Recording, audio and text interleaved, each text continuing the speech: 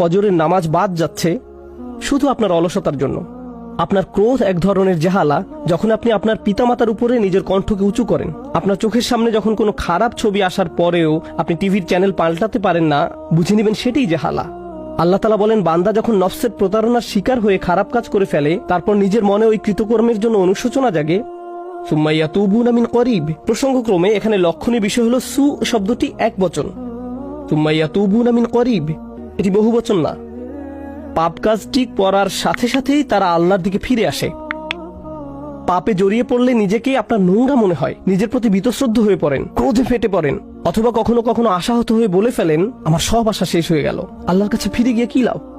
কিংবা ভাবেন, এখন আর তওবা করে কি লাভ হবে, এখন তো আল্লাহর সাথে কথা বলার কোনো অবস্থাই নেই আমার। খুবই বিব্রতকর অবস্থা। আল্লাহ বলছেন, এটা তওবা না। সত্যিকারের তওবা হলো যখন আপনি সিদ্ধান্ত নিয়েছেন আপনি আল্লাহর বিধান সজ্ঞানে আর লঙ্ঘন করবেন না, অথবা